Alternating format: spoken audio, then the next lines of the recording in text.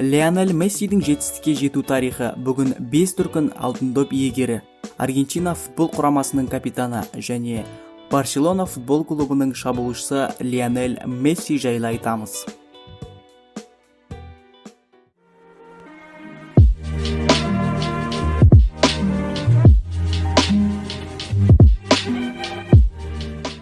Лионельдің қарапайым жанұядан шығып, осындай жетістікке жетуіне үздіксіз кеткен еңбегі мен дарыны арқау болған. Мессидің табысы мен атаққа жету жолы сонымен ерекше. Ал аргентиналық Леоның өмірінде құрметке лайық екінші факт, оның табиғи дертінде болатын. Қалай жасөспірім жігіт тағдырды жеңіп, даңқы асты? Осы секілді сұрақтарға жауап беру үшін Лионель Мессимен жақынырақ танысайық. Балалық шағы.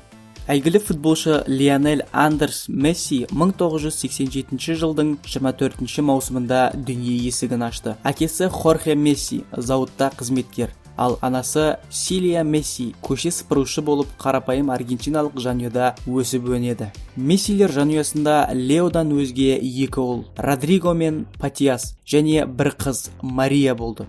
Егер Лионель Мессидің әкесі Грандолини деген әуесқой футбол командасының жаттығу жұмыстарымен айналыспағанда, оның өмір жолы басқа салаға бұрылып кетуі мүмкін еді. Дәл осы кезеңде Мессидің үлкен футболға қызығушылығы арта бастайды. Дегенмен Мессидің тағдыры оған тосын сый дайындап қойған еді. Оның гормонды балансының тұрақсыздануы бойының өспей қалуына әкеп соқты. Мессиді емдеуге қымбат бағалы дәрі-дәрмек қажет болды. Әкесі қомақты қаржыны табу үшін Барселонаға барып, клубқа баласын алуды, содан соң емделуіне қаржылай көмек көрсетуді сұрайды. Барселонаның басшылары онымен келісіп, бар қолдауды көрсетеді. Осылайша болашақ әлемнің ең үздік футболшысы Лионель Андерс Месси 2000 жылы 30 қазан күні Барселона сабына енді. Біздің каналға тіркеліп лайк басуды ұмытпаңыздар. Мына сұр қоңыраушаны бассаңыз, алдағы видеоларды жіберіп алмайсыздар. Лео жасөспірімдер құрамында өткізген алғашқы кездесуінде 5 гол салып үздік нәтиже көрсетті. Лионель Мессидің негізгі құрамдағы дебюті 2003 жылдың 14 қарашасында Портуға қарсы ойында болады. Еуропаның барлық бақ өкілдері жаңа жұлдыз пайда болғанын жаза бастайды. Нақтылай кетсек, El Mundo газеті оның сол аяғы Марадонаның аяғымен салыстырса, жылдамдығы мен өнер көрсету стилі әйгілі Кройф пен Рональдиньоға теңестірілді. Ал Месси клубтың шабуылшысы ретінде алғаш рет 2004 жылы 16 қазан күнінде Барселонаның Эспаньолаға қарсы ойынында шығады.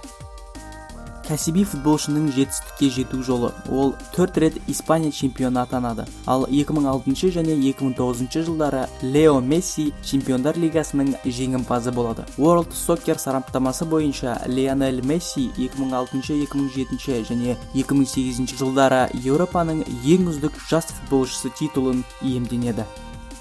Басты жетістіктері: Испания кубогы 2009 жыл, Испанияның суперкубогы 2005, 2006 және 2009 жылдары, УЕФА суперкубогы 2009 жыл, алтын доп 2009, 2010, 2011 және 2012 жылдары, алтын бутсы 2009 және 2010 жылдары. Ал Месси 2005 жылы юниорлар арасында әлем чемпионатына жетсе, 2008 жылға келіп Олимпиада чемпионы атанады.